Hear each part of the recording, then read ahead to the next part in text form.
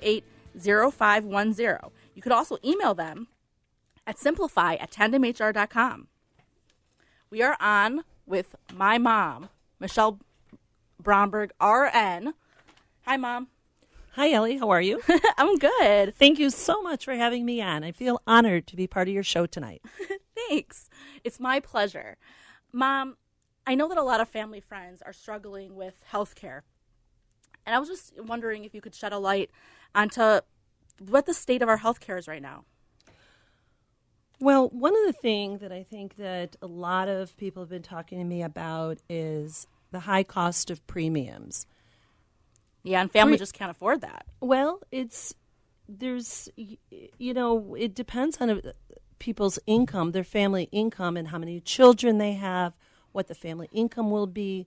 And then, they could have a premium that is just a whopper. I really don't want to mention, the price of the premiums because some people, if their income is higher, the premium is more affordable to them. Other people, it's lower, the amount of children. I mean, all these factors, really do play into the situation. But overall, the situation is very difficult for a lot of people. Premiums are extremely high. Deductibles are extremely high. And copays.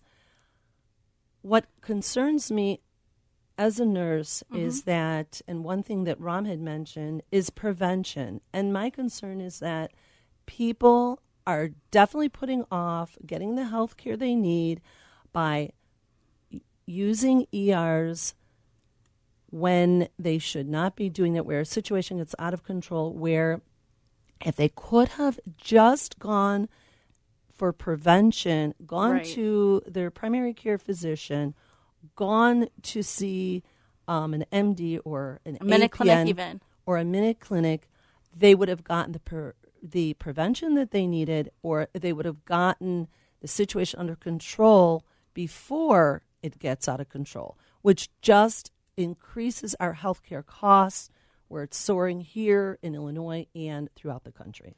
I feel like people are just going to the ER for strep throat where they should be just going to their doctor because they can't afford the insurance. Well, unfortunately, it does happen that people do end up using the ERs in that manner, where the costs are, exorbitant. I mean, the hospitals can't, they can't deal with that kind of cost either when people are using the ERs that way.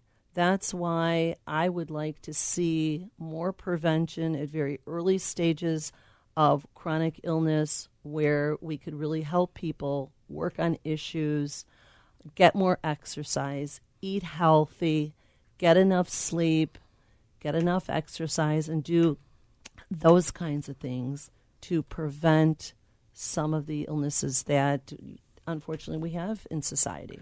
And also about, Medicaid. Graham right now is an old lady. She needs her benefits. What do we do about that? Well, for the elderly, we need to also see to it that they have the proper health care they need through preventative services, through working on different types of preventions, good nutrition, good sleep, exercise, making sure that appointments are kept, helping people get to appointments, making sure that the elderly are able to have access to their medications. That unfortunately, I've heard some people state that they can't afford their medication. There's medication sharing within the elderly population. We don't want to see that. Isn't that so dangerous?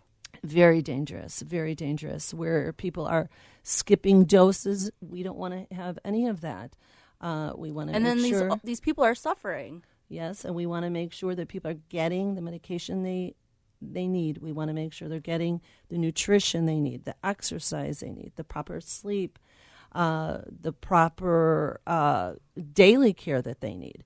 So what should we do as citizens of the world, Well, to one help thing with this? one thing I would say is that reach out to your neighbor. Get to know your neighbors. Get to know the elderly people on your block. in your apartment building, where you live, in your community, and especially when it's warm out, let's make sure that our elders have the hydration they need, the cooling that they need. And if you don't, see your elderly neighbor outside. Knock on the door. Say, hey, how are you doing? How's everything? And make sure that there's someone kind of looking after them. Yeah, I know. You really got to watch out for people and help your neighbor, because that's all we got. You know what I'm saying? Right. We have each other. All we got is each other. That's my mom's favorite quote. Right. Definitely. That's one of her favorite things to say. You know, Mom, with the elderly community, there's a lot of, things that go on in the nursing homes, like missing prescriptions that you were saying. Like we were dealing with the other day where my grandmother's hearing aids went missing.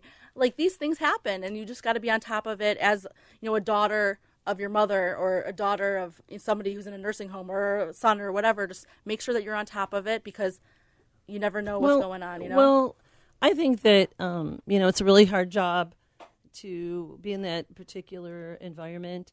The elderly, I really feel we should try to, help them within the community, keep them safe in the community.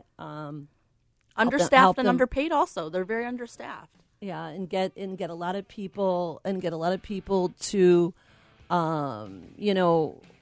help the elderly so that they can stay in their homes. But like Ram said, unfortunately, there's situations where people do have to be in a nursing home. Thank you, Mom, for coming on. This is Get Down to Business. Tandem HR is our